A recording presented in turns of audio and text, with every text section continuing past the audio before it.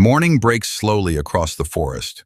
The first light filters through the tall pines, casting elongated shadows across the frost-tipped grass that glimmers like tiny diamonds beneath the towering trees.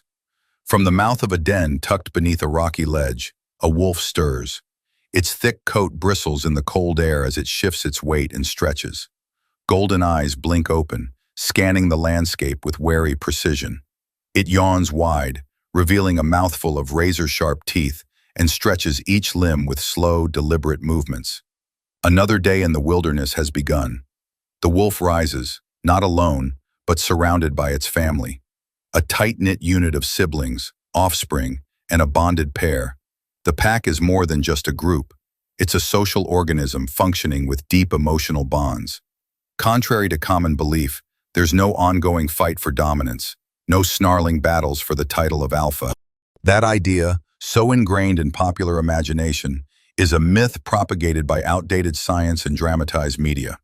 Wolves in the wild don't live in a world of constant power struggles. What we once labeled the alpha male or female are simply the parents, guiding their family through cohesion and experience, not brute force. The truth is simpler and far more intimate.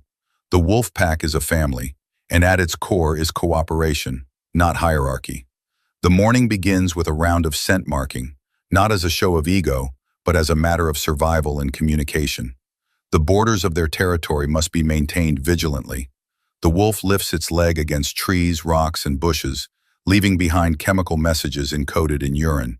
These are messages that say, "We are here. This land is ours." The pack begins its day by spreading out, sniffing the air for the faintest hints of prey. Every nose is low to the ground, reading trails left behind by deer, elk, and even smaller mammals. Every movement is purposeful but calm. There's no rushing in the wild. Wolves are patient predators. They don't hunt recklessly. They track, assess, and plan. A successful hunt can take hours, or even fail altogether. But before the hunt begins, there's something equally important: bonding. The wolves greet one another, nuzzling, licking muzzles, wagging tails with a gentle sway. These rituals aren't formalities. They are the social glue that keeps the group unified. Social grooming reinforces trust. A younger wolf rolls on its back in front of an older sibling, exposing its belly, not in fear, but in comfort and recognition. This isn't about dominance, it's about connection. By mid-morning, the wind carries a shift. A fresh scent rides the breeze. Deer, perhaps a small herd moving slowly through the woods. The wolves halt, heads lifted in unison, ears twitching. The pack's matriarch gives a quick glance, a silent cue. No barks, no growls, just instinct and understanding. They move like a single organism, breaking into formation. Some wolves loop wide to the left, others creep along ridges to the right. The approach is slow and measured. Stealth always comes before speed. Paws move silently over the earth, weaving through brambles and underbrush. The scent intensifies. The prey is near. A flick of an ear signals a final maneuver. Two wolves break off to flank. The rest of the pack slows to a crawl. Every breath is controlled. Muscles twitch with anticipation. Then comes the moment, the chase. Deer bolt through the underbrush. Chaos erupts. The forest explodes into motion, hooves thundering, wolves sprinting, branches snapping. One wolf steers the herd toward a clearing. Another targets a lagging doe. Snow and earth fly. This is not a frenzy. It's a calculated, practiced hunt. Wolves do not kill for sport. Only one target is chosen. Only what's needed.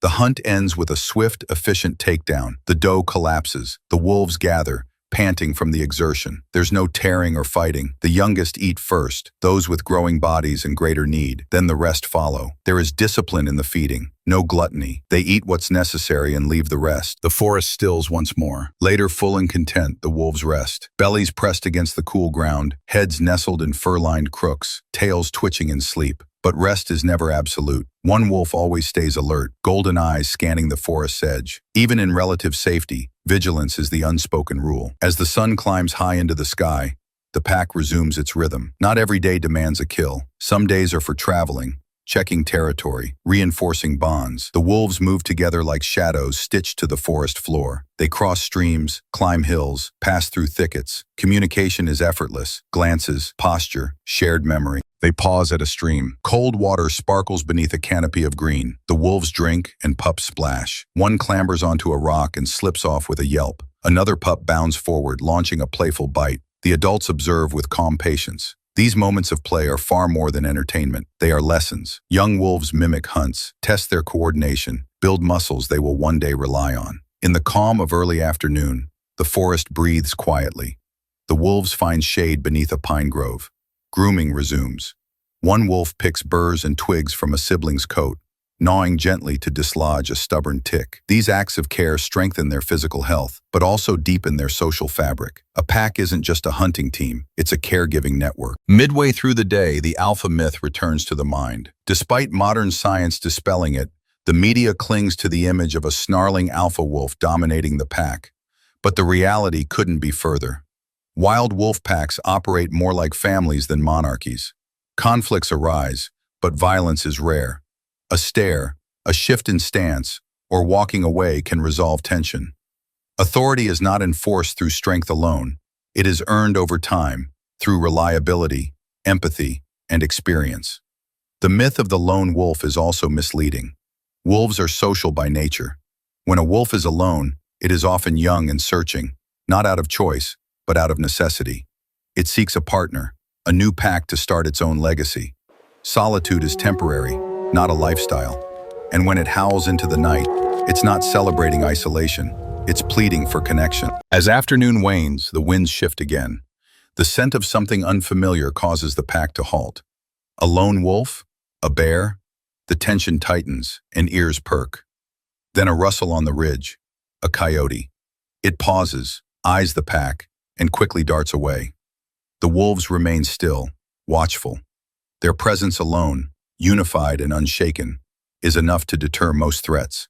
They are strongest together. The golden hour bathes the forest in amber light. A chorus begins. One wolf lifts its head and lets out a long melodic howl.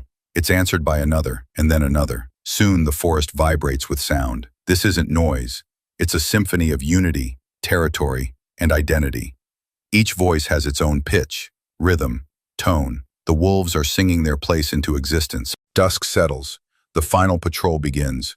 The wolves move like ghosts through the underbrush, marking the boundary of their world.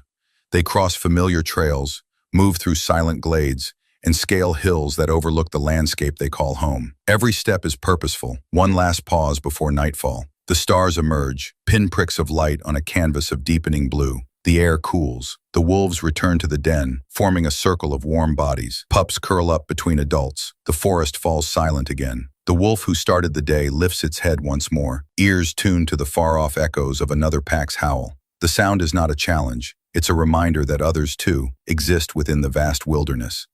The wolf listens, then lowers its head into the comfort of kin. The wind stirs, the branches above sway, life rustles in the undergrowth. Within the pack, eyes close, breathing slows, dreams drift in, and with night wrapping the forest in velvet stillness, the wolf sleeps. This was a day in the life of a wolf.